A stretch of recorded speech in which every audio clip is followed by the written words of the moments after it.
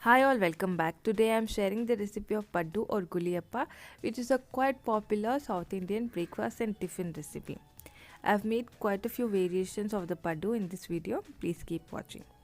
So the batter of Paddu is similar to the idli dosa batter. Mostly people use leftover idli dosa batter.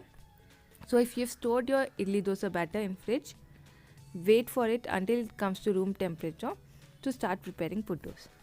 Now let's start preparing. For the masala puddus, I am going to take around 1 tablespoon of oil in a kadai or a pan, and I am going to heat it. Now I am going to add a little bit of crushed ginger, going to saute it nicely. Also adding few mustard seeds. Going to add half onion which I have chopped nicely, and once the onion is transparent, I am going to add in curry leaves. I am adding handful of curry leaves. Saute it nicely. If you wish, you can add a pinch of turmeric powder just for some yellowness. And just to balance the spices, I am going to add salt, very little salt. Give it a good mix and turn off the flame. Now I am going to add handful of chopped coriander leaves. Now stir it. The masala is ready. You can add this into the batter. So puddu is prepared with idli dosa batter and adding few variations of spices, or you can just add some vegetables without sauteing it also.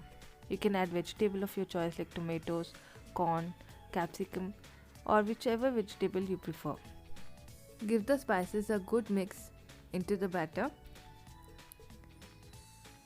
Now this is the consistency of the batter. Let's start preparing the puddus. So I am going to heat the puddu pan. Add a little bit of oil and add the batter. If you want, you can find the link of the paddu pan that I purchased from Amazon.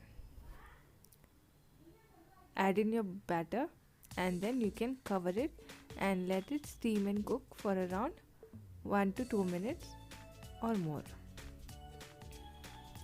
So once they have cooked from one side, you can turn and cook the other side as well.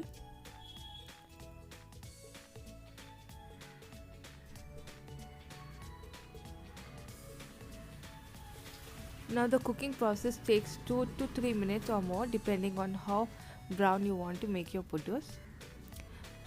Here I have also tried a variation of adding onion, corn, tomatoes and coriander leaves and adding it just to the batter without sauteing it, and they turned out super soft, yum also.